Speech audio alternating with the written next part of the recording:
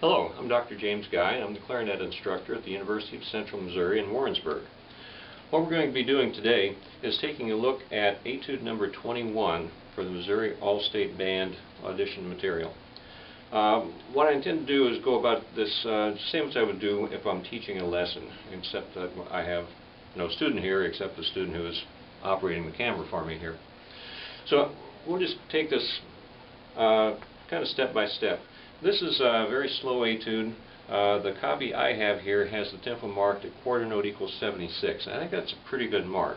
That's perhaps not where you would like to start preparing it though with a metronome. What I've found that works very well for my students is to set the metronome at the 8th note. And I'm going to start with the 8th note at about 80. So here's 80, so every 8th note is going to get one beat. This is not performance tempo. Okay, so this is just for practice, just to get to where we can read things.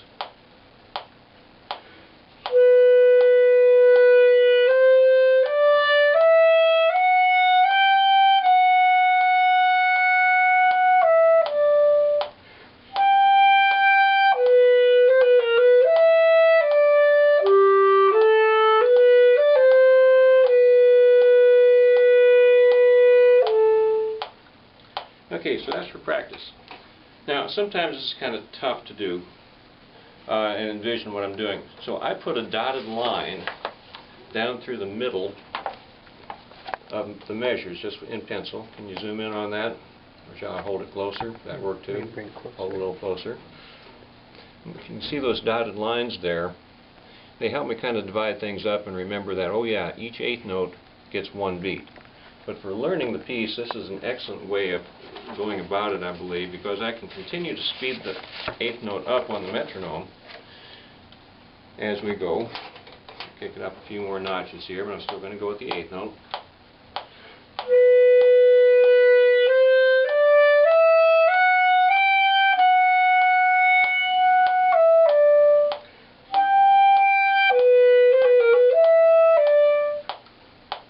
And we'll go faster yet. This is up to 120 at the 8th note. That would be the same as 60 at the quarter note. We're aiming for 76 at the quarter note.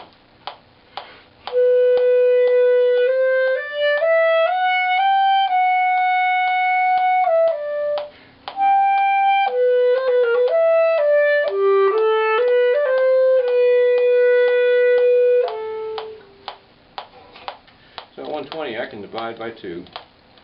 This is going to be the same speed, but now we're at the quarter note.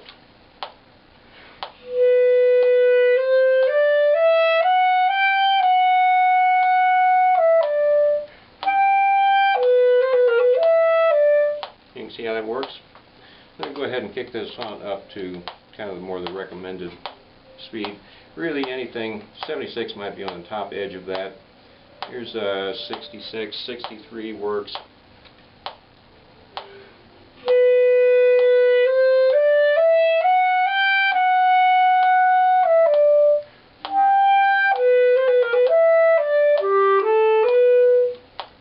That's at 66.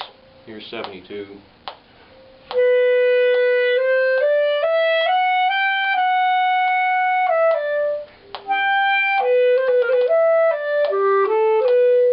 So you can see any of these tempos really work pretty well. Mainly we need to set up this mood where it's andante cantabile. Andante is generally kind of a walking tempo. Cantabile means in a singing style. So we're going to be walking and singing. That's kind of what we're after here. So we're going to take a look now at some problems we might have. In measure 2 we have a double dotted G sharp there. So if we're going in quarter notes, that's going to get quite a bit of time. I'm going to go 1 E into 2 E and up into beat 3. Okay, so that's what that double dot, the second dot adds half the value of the first dot to the initial note. Look at the third measure. We've got some 32nd notes starting on that C sharp right on beat 1. Okay, right, all that is really it's just a turn written out. So on the first half of the beat we're playing C sharp. On the second half we're going to go up to D, back to C sharp, down to B sharp, same as C natural, spelled enharmonically, and back to C sharp. So listen to that again. I'll do it slower.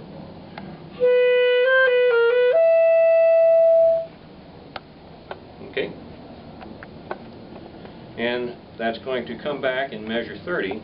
If you look at that turn sign down there, he writes it out the first time in measure 3, but in measure 30 he gives us that same figure, but now it's written in shorthand. As a turn sign, the sharp below means you go down to B sharp. Okay, the grace note then comes just a little bit before the beat.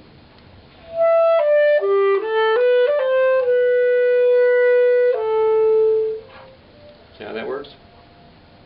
Okay, measure 5 gets a little bit tricky. That slur up to the C sharp, I'm going to half hold. So I'll start with the pickup in the measure 5.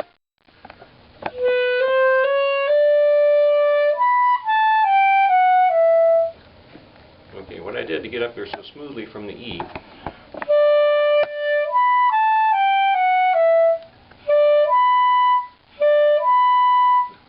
so instead of picking up the finger all the way to the C sharp and then having to slam it back down on the B natural, I'm going to roll it just a little bit open, just on the fleshy pad of the tip of the finger, and I can put a lot more air behind it, a lot more support, without having the note come blasting out. And if you played clarinet very long, you know exactly what I mean when I say sometimes these high notes come blasting out, usually in very socially unacceptable kinds of situations. So this will help you control the upper register. I use that half hole on basically everything from high C on up, just simply for controlling things. Okay, at the end of measure 5, we need to use chromatic F sharp. So that's going to be this key right here. So, and we want to end measure 5 on that chromatic fingering because the next note is E sharp. That's same as F natural, and we're going to do basically another turn.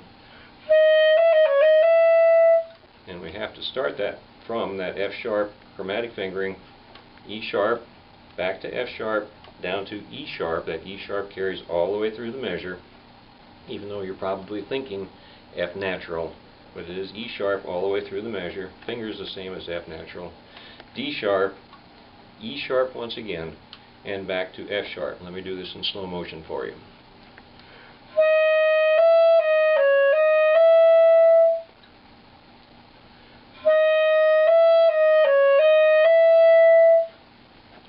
Okay, now I'm going to go all the way back to pickups to measure 5 and play the passage.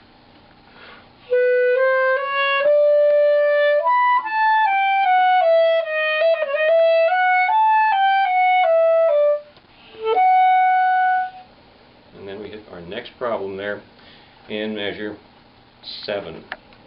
Okay, and we have G sharp, F sharp, and that F double sharp. That's same as G natural. Fingers the same as G natural.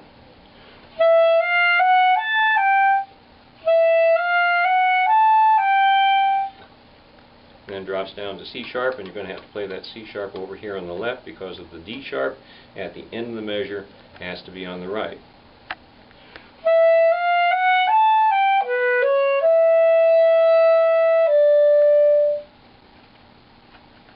Follow that? Okay.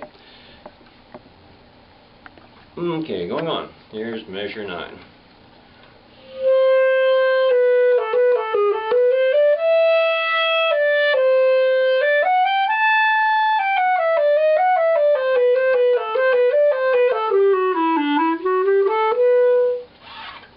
Not too much problem going through that passage right there. We do have an E sharp, but all the other fingerings are all normal. That E sharp once again is just F natural.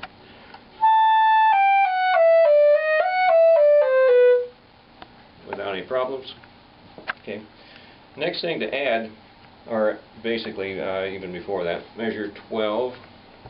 At the end of measure 12, we have some legato tongue, legato staccato, and on beat 4.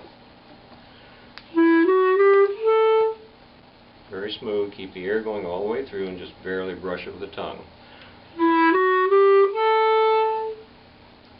Okay? And then we have some syncopations in the next measure.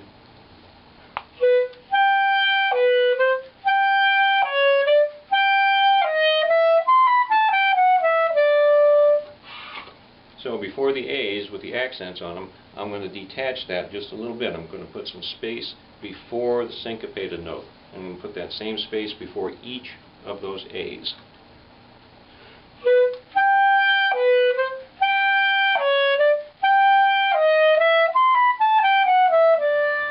And there's that legato tongue passage again.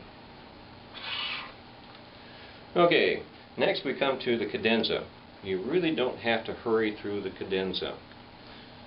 The cadenza really needs to stay in the same style that we've established here for the piece. So,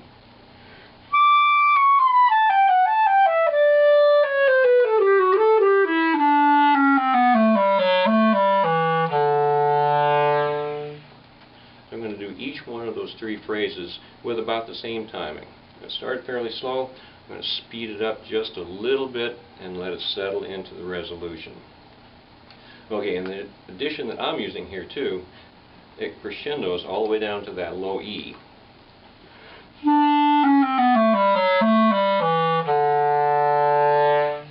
And slows down quite a bit before you arrive at that low E. Okay, at that point then, you need to take a good breath. You're going to start the chromatic scale after that on an E sharp. So that's going to finger the same as F natural.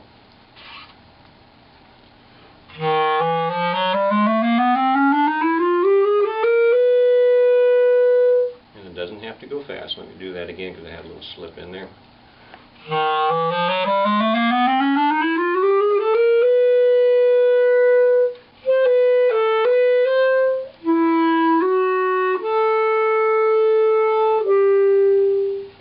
Okay, and we're going to end the first half of this right there. When we go up the chromatic scale, it doesn't have to go fast. I'm going to slow down before I arrive at that C sharp because my fingers really just want to keep right on going on up the scale. So we got to plan on stopping at the C sharp. One thing you can do the chromatic scale kind of like a triplet. I'll pulse it just a little bit. It'll help you keep organized as you go up the scale there.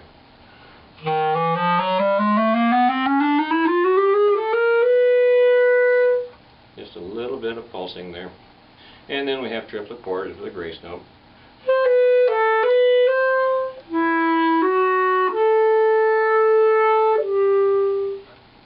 And the rest of that measure is still out of time. It doesn't have to go back to tempo. Now, when you do have to go back to tempo, that's measure 18. That's where we're going to pick it up in just a second. I'm going to put this on YouTube. You'll have to look for the link to find the second half after we record it here.